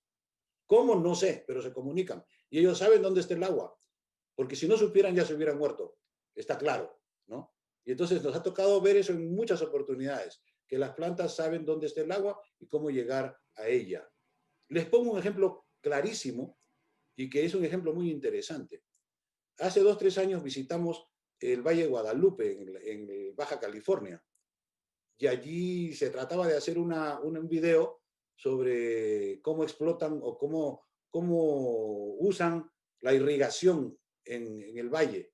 Y entonces examinamos ese tema y vimos, hablé con un enólogo, el enólogo de la zona, de la compañía esta que se llama Barón Balché, que es una de las más grandes, más reputadas que hay allá, de más reputación. Me mostró las zonas irrigadas, muy bonitas, excelentes para tomar foto, todo verdecito. Y luego me mostró las zonas no irrigadas. Y ahí entonces yo le pregunté y le dije, ¿y esto qué? No, me dice, doctor, las zonas irrigadas tienen una raíz de, por decir, 1 metro más o menos, porque siempre le estamos poniendo agua. Y entonces esas plantas están engreídas y ya saben que yo les voy a meter el agua, les voy a dar el agua. ¿Ya para qué me esfuerzo? Pues no. Entonces esas plantas, como son medias ociosas, no son vitales, no tienen mucho vigor. Además, las otras plantas, las que no reciben agua, están por su cuenta y tienen que irse mucho más abajo. Entonces, la profundidad de enraizamiento de las plantas no irrigadas puede ser 2 a 3 veces mayor. Por lo tanto, tienen más acceso a mayor diversidad de nutrientes. Y de ahí es donde viene la calidad del vino. Entonces, el vino irrigado se vende por 10 a 20 dólares. Y el vino no irrigado se vende por 60 a 80 dólares por botella. O sea, ya ustedes ven cómo el aspecto que está mencionando el ingeniero Montenegro es importante. La parte de la zona no, digamos, no saturada. Pero, como le digo, al respecto del detalle de la modelación, no le puedo contestar porque no lo he hecho ese tipo de trabajo. Doctor Ponce, le saluda Julio Montenegro. ¿Qué tal? ¿Qué tal, Julio? ¿Cómo está? ¿Qué tal, doctor? Sí, mi pregunta iba más al interés que tenía porque en ciertos puntos en la irrigación, ¿no? En el diseño de sistemas de riego, sobre todo en la parte del diseño agronómico, algunas veces se requiere de una comprensión un poco más clara de lo que es la zona no saturada. Entonces, por ahí iba mi pregunta porque en Perú, bueno, ya en el pregrado, ¿no? Por ejemplo, en los cursos de irrigación, ¿no? Yo he dictado cursos de irrigación a nivel de pregrado y ahí como que no, ni en posgrado tampoco se tiene ese concepto claro de lo que es la zona no saturada, ¿no? Y justamente por lo que usted comenta, ¿no? Es un tema que todavía no es muy entendido en el caso del Perú, pero ¿qué estudios o qué punto de partida podría haber, ¿no? En el caso, para lograr una mejor comprensión que sea de ayuda, no tanto como modelización, sino como para entenderlo mejor, ¿no? Porque a veces eso queda en el aire ese concepto de la zona no saturada, ¿no? Ni siquiera lo conocen en realidad en Perú. Sí, no, yo le estoy diciendo, ya le dije hace un rato que eso es un tema esotérico, que es académico. Y hay un divorcio, lamentablemente. Hay un divorcio, es como si hubiera como si usted pasara de blanco a negro entre la práctica profesional, y tú lo sabes muy bien, y la academia. La academia tiene que estar adelante, inventando. pero lo que viene atrás no es necesario inventar. Hace poco estuve en Bolivia y conversé con un amigo de muchos años y me dijo, nosotros no inventamos, me dijo. En la consultoría no se inventa porque es muy caro. Es más, lo que ustedes inventan, eventualmente nosotros lo utilizamos, me dijo, así claramente. Y me confirmó lo que yo ya sabía, por supuesto, me lo han dicho varias personas. En la consultoría no se inventa. Donde se inventa es en la academia, los profesores, los alumnos que están haciendo maestrías y doctorados. Eventualmente, el uso después de 10, 20 años se usará. Y te digo con toda certeza, porque yo tengo varios papers que ya tienen casi 40, 50 años y que todavía no han sido leídos por la mayoría de las personas. ¿Es cierto eso? Sí, eso es cierto. Sí, eso es cierto. Demorará tiempo para que pase. Es cuestión de Sí, suerte también. Yo creo que es bastante suerte eso. sí. Yo Por tengo un par ahora de todavía artículos ese que concepto es esotérico, como dicen, ¿no? Es también, y esotérico. otra cosa, también depende de la dificultad del tema. Cuanto más ecuaciones en el paper, menos se lee. Yo tengo un par de artículos que en forma graciosa digo que ni yo los puedo leer ya. Ya me olvidé de lo que he escrito hace 50 años. Y no quiero tomarme el trabajo de volver a rehacerlo. Digamos que ya estoy viejo ya. Entonces, como si el autor no puede leer los artículos, va a pensar usted que otra persona lo va a leer. Así es, o sea que No, la para transmisión del nada. conocimiento es difícil, pero hay que hacerlo. Los que estamos adelante en la ciencia tenemos que continuar haciéndolo. Desafortunadamente ya mi tiempo, ustedes saben muy bien que llega a un fin y entonces al ingeniero Montenegro y a las otras personas que nos siguen, pues ellos ya sabrán, digamos, tomar la batuta y continuar con este trabajo, que es el trabajo de la investigación y el descubrimiento de cómo funcionan las cosas. Entonces, con eso les digo que la parte de flujo no saturado está en, no quiero decir en pañales, pero está en comienzos, es incipiente y demorará mucho, bastante tiempo para que llegue a la práctica. Actualmente la práctica es la práctica de MATLAB. Todo el mundo sabe MATLAB. A pesar de que el flujo de la modelación de agua subterránea es un arte. 90% arte, 10% ciencia. ¿Y por qué lo digo yo así? No es por decirle que están mal. Lo que pasa es que una modelación consiste de por lo menos 2, sino 3 componentes. Uno es lo que se llama the interior points, los puntos interiores, que es lo que yo les dije que resolvimos con una ecuación muy sencilla. Y otra es la condición de frontera. La condición de frontera es importantísima porque ustedes saben muy bien por cálculo que una ecuación no se resuelve solamente por los puntos interiores, sino también por la condición de frontera. Los puntos interiores sería una ecuación característica, pero ya la condición de frontera influye, pues determina la solución. Y para establecer la condición de frontera en el flujo de agua subterránea es muy difícil. Tendría usted que tener mediciones a diestra y a siniestra, que casi nadie las tiene. Entonces, es siempre un arte. Pero ¿cuál es la alternativa? La alternativa es hacerlo, hay que hacerlo, porque del modelaje se aprende.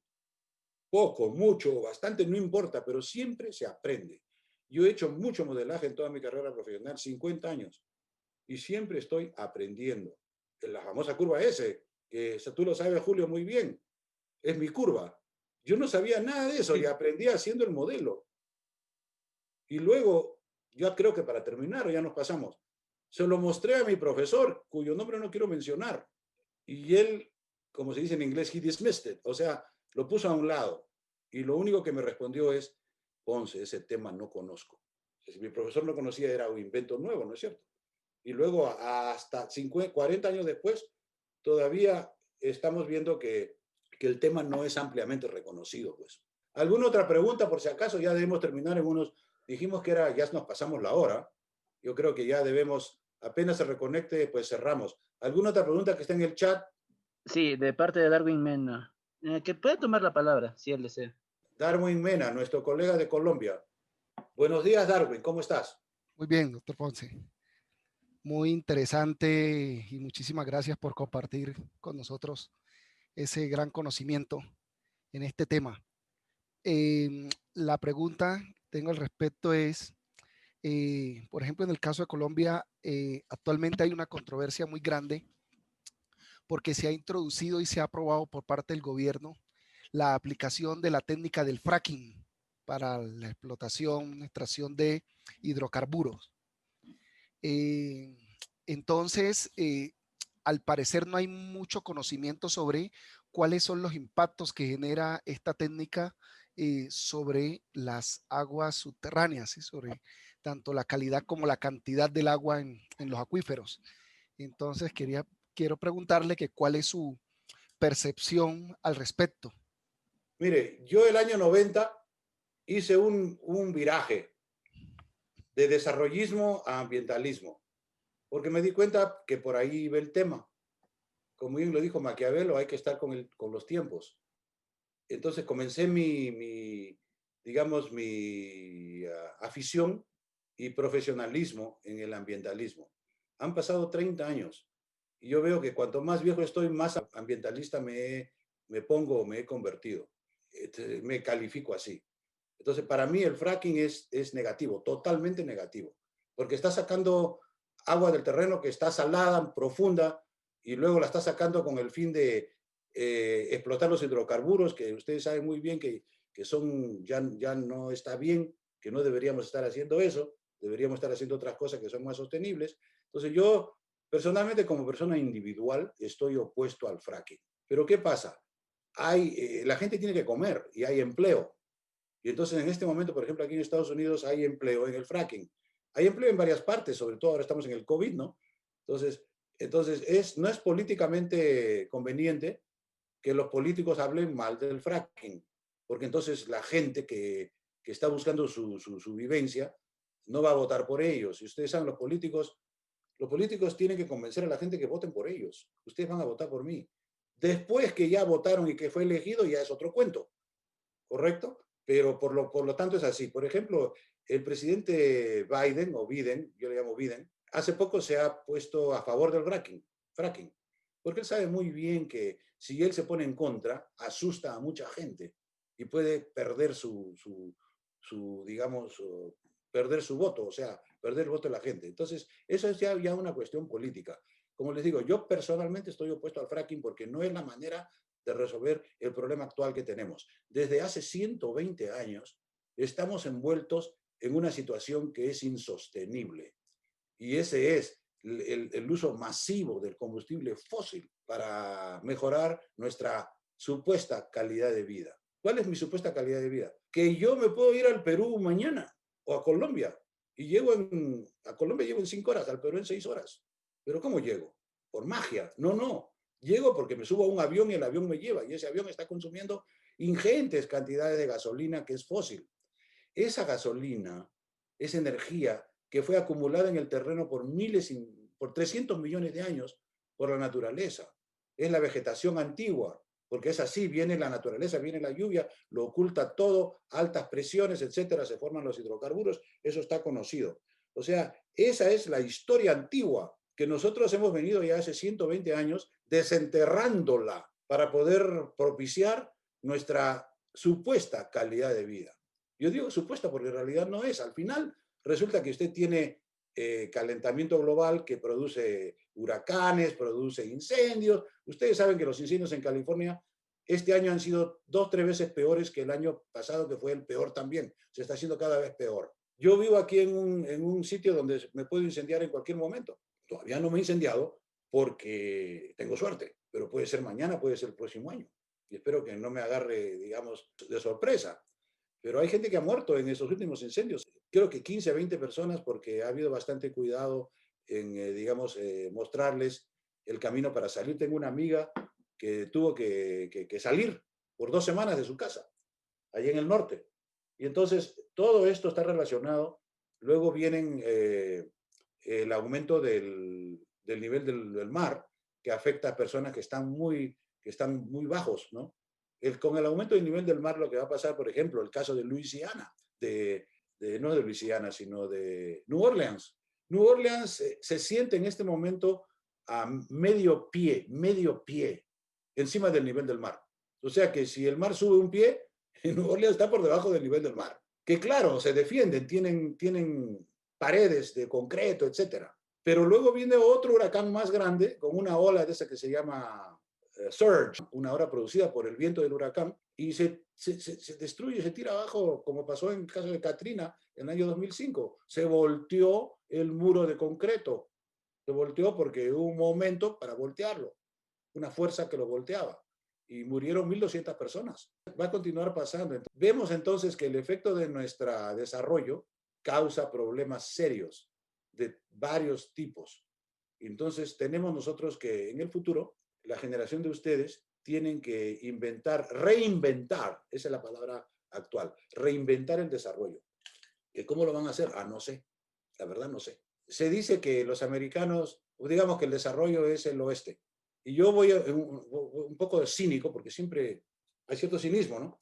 Que en realidad los verdaderos culpables, los últimos que llegaron al lugar del robo, fueron los chinos. ¿Cómo es eso? El lugar del robo donde se cometió el acto. ¿Por qué? Porque los chinos hasta el año 70 estaban subdesarrollados. Y ahí comenzaron a desarrollarse después que Mao Zedong falleció. Por X motivos que no vine al caso, no conozco el detalle.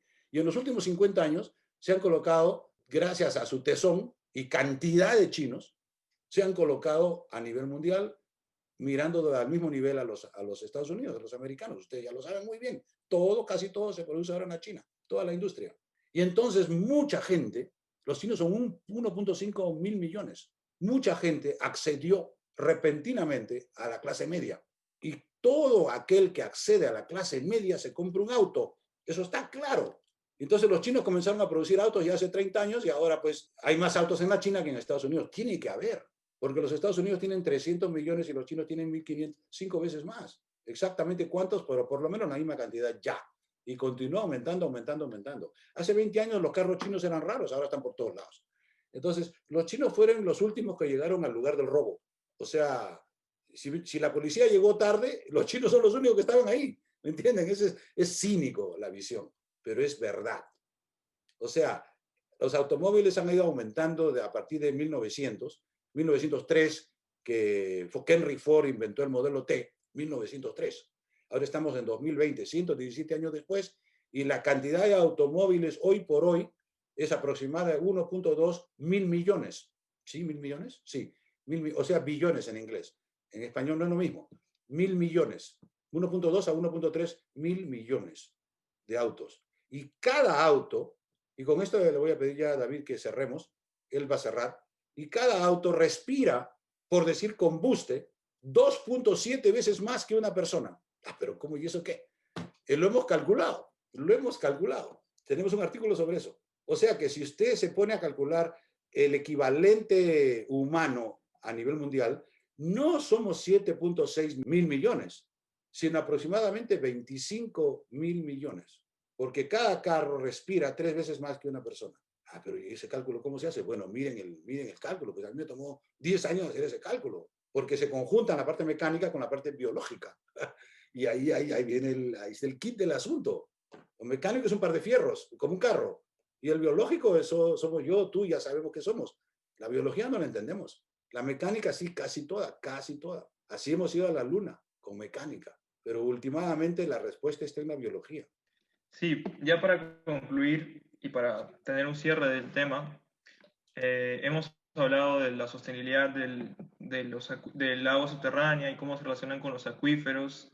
¿Podría darnos un comentario final de cómo es que un sistema agotado puede tener impactos no solo en la vida humana, sino en toda la biosfera y en la hidrosfera, y cómo esta sostenibilidad se relaciona con un desarrollo sostenible cultural y social completo? Bueno, hay dos maneras de ver el agua subterránea, extremas. La primera es no explotarla, porque toda va a salir eventualmente. Y la segunda es explotarla toda, acabarla y mudarnos a otro lugar. Son dos posiciones, una totalmente conservadora y la otra totalmente desarrollista. Y yo estimo que hoy por hoy no podemos ponernos en ninguna de las dos posiciones. Si nos ponemos en la posición conservadora, eliminamos toda la industria de explotación del agua subterránea. Y eso es políticamente no factible. Si nos ponemos al otro lado de la explotación completa, eliminamos no solamente el agua subterránea, sino la naturaleza asociada con él, la ecología, etc. Por ejemplo, les pongo un caso. En el condado de San Diego, al este, hay un árbol que tiene aproximadamente 500 años y un grosor circunferencia de 7 metros y medio, que lo hemos documentado. Es el árbol, en mi concepto, no tal vez el más grueso, pero uno de los más gruesos, porque en el norte de California hay árboles bien gruesos, que entra un carro por el centro, etc. Pero este es un árbol súper grueso para estar en un desierto. ¿Cómo es que este árbol que tiene, ya repito, 7.5 metros de circunferencia, diámetro 2,5 metros más o menos, puede estar en esa zona donde aparentemente no hay agua. Los árboles más gruesos son porque hay agua, porque el árbol toma agua. Entonces, ¿cuál es la respuesta de esta disyuntiva? Y la respuesta es que sí hay agua, pero es agua subterránea, que viene de un cerro que está en la vecindad. Y entonces, lo que ha pasado es que hace varios años se pretendió bombear el agua del vecindario. Y entonces nosotros defendimos al árbol diciendo, se va a tirar usted el árbol. Por lo menos mida para que el árbol no se dañe, porque ese árbol es una joya. Nosotros no debemos estar en este mundo para eliminar un árbol que tiene 500 años. Pues. Nuestra generación eliminó el árbol y las otras 40 generaciones no les pedimos permiso si habían que eliminar o no el árbol. ¿Ven esa pregunta? Es una cuestión ética, de ética ambiental. Y entonces, el otro ejemplo es el caso de Oaxaca. En Oaxaca existe el árbol del tule, que ustedes lo conocen bastante, lo deben conocer, o han escuchado hablar o hagan un Google, ¿no? Ese árbol del tule supuestamente es el más grande de la Tierra, grueso, perdón, más grande, no en volumen, sino en grosor. Tiene 40 metros de circunferencia. 40, tengo una foto sobre eso. Y es un desierto. Oaxaca es un desierto. Bueno, un semidesierto. Oaxaca debe estar en los 700, 600, semiárido, es semiárido. De 400 a 800 es semiárido. Entonces, Oaxaca es un desierto semiárido. No debería estar ese árbol allí. Simplemente, porque ese árbol necesita mucha agua. 40 metros de circunferencia, imagínense. Hay fotos de eso. Busquen el árbol más grueso del mundo y se van a encontrar con una foto en Google. ¿Por qué está ese árbol allí? Nosotros hemos estudiado ese tema, pues porque trabajamos en eso. Hay 2 cerros altos al costado del árbol. El árbol está en un vallecito de unos 2, 3 kilómetros y hay 2 cerros altos. ¿De dónde creen que viene el agua? El agua viene por un caño, como un tubo, de los 2 cerros hacia la raíz y agarra justamente en el centro del árbol. Ese árbol está favorecido por tener mucha agua y por eso es que está muy grueso. Y según dicen, lo que han estudiado este tema, es más de 2000 años de antigüedad. Más de 2000 años. Y ya hubo gentes hace varios años que fueron ahí con fin de aprovecharlo, cortarlo y hacer muebles. Pero la gente local se opuso, porque hay que entender bien el desarrollo. Un desarrollo que trae más negatividad que positividad debe ser ahuyentado, o sea, no hecho, en mi opinión. Hay que medir los impactos, pues. Lo que se llama el impacto ambiental. ¿Qué es el impacto ambiental? El impacto ambiental es el estudio de los positivos y negativos de una presa. Y hay métodos para hacer eso. El método de Battelle, por ejemplo, que nosotros implementamos en la presa La Leche en Lambayeque, para determinar exactamente cuál era el punto, digamos, la cantidad que ese proyecto era favorable o no favorable. Se llama el método de Battelle. Y entonces es un método muy, muy elaborado. Entonces, ese es el detalle de que hay que ver el positivo y negativo de un proyecto, y eso se llama impacto ambiental. El llamado impacto ambiental antes no se hacía. Se hacían todas las presas a como de lugar, porque anteriormente, cuando yo comencé mi carrera, los únicos que hacían presas eran los ingenieros civiles. Ahora ya no. Cuando se hace una presa se llama a todo el mundo. A todo el mundo. Los sociólogos, los biólogos, todos. Y todos entran y hacen un consenso, pues. O sea, antes estaba mal hecho, pues, porque una presa afecta a un montón de cosas, no solamente el agua, la cantidad de agua. Entonces, ese es el detalle, que hay que ver eso. Por ejemplo, un último ejemplo. Las presas que se hicieron en el río Columbia, el año 30, 40, hace 80 años, entraron los ingenieros civiles, nuestros colegas, e hicieron una presa muy alta, 50 metros de alto. La presa Bonneville tiene 50 metros de alto. Y se olvidaron o no quisieron verlo o no podían verlo, que allí ese río habían peces. Todos los ríos hay peces. Entonces hicieron una gran barrera que los peces no podían subir. Años después se dieron cuenta que a aguas arriba de la presa no había peces, se estaban acabando. Ahí entraron, entonces ahí tuvieron los ingenieros civiles que llamar a los biólogos. Oye, ¿sabes qué? ¿Qué pasó? Resulta que hemos hecho la presa y no hay peces aguas arriba, o se están cayendo.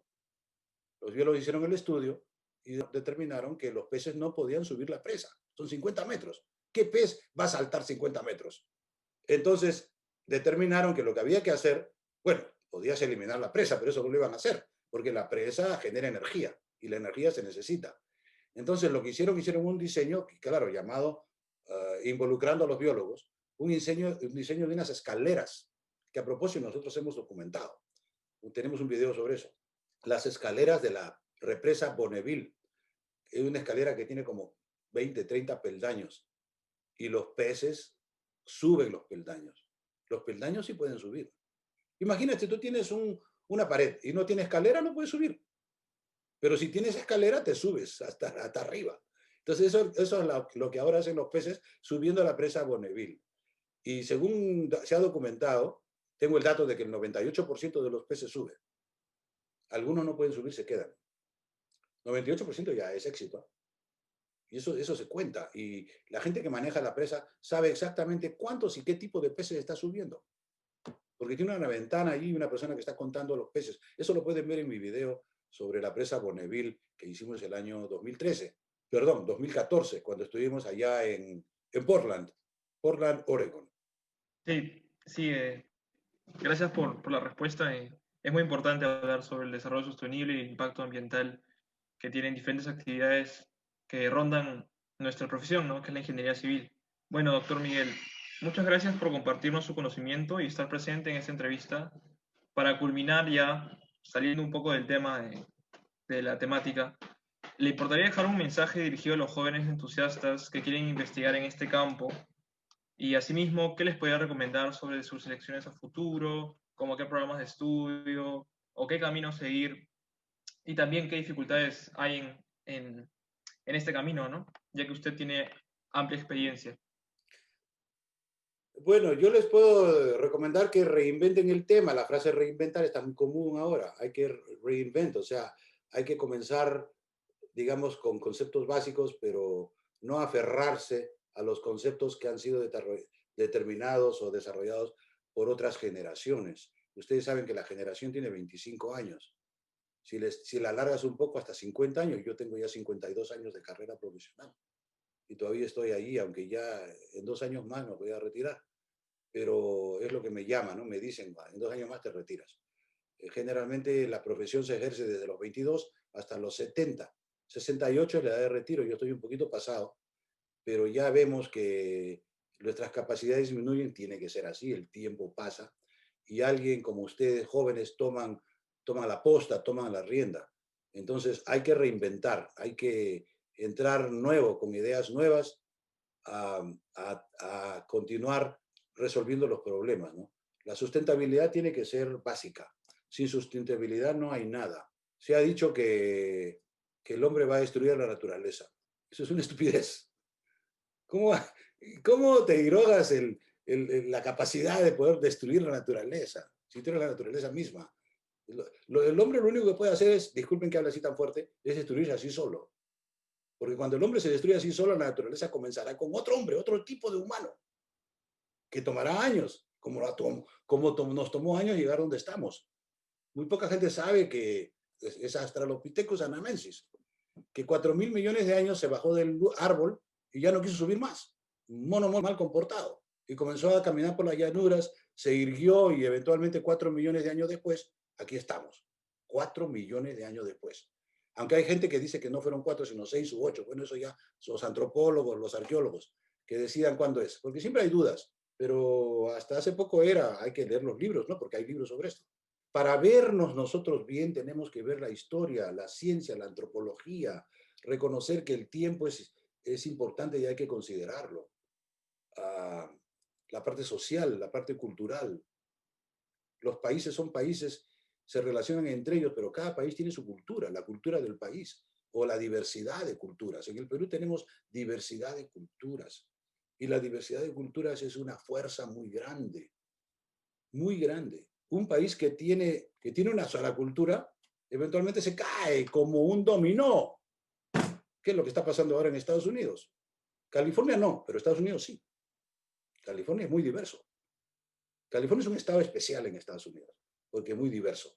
Entonces, al haber diversidad, los dominós son diferentes. Unos más altos, otros más gruesos, otros más feos, otros más bonitos. Pero cuando hay mucha uniformidad en la sociedad, eso se cae eventualmente. Entonces, todas esas cosas hay que conocerlas, hay que verlas cómo funcionan para poder reencontrar las soluciones. Entonces yo les recomiendo a ustedes, como ingenieros civiles, generalmente un 10% de la población, o sea, de los egresados del antegrado, persigue la maestría. Y de allí un 10% persigue el doctorado. ¿Por qué? Bueno, primero hay que tener recursos, segundo hay que tener inteligencia, así nomás no te van a aceptar. Tienes que demostrar que eres hábil, inteligente, trabajador, buena persona, team player, por decir, no vas a hacer un hueco en la sociedad, ¿no? Porque no es necesario o no es recomendable. Entonces, se llega a ese nivel. Ahora, hay ventajas y desventajas. La ventaja que yo veo de estudiar a un nivel superior es que te colocas en una posición en la que tu competencia es pequeña. En cambio, en la base la competencia es muy grande, hay mucha gente buscando trabajo. Entonces, es una manera de proveerse seguridad, el estudiar más. Eso todo el mundo lo sabe.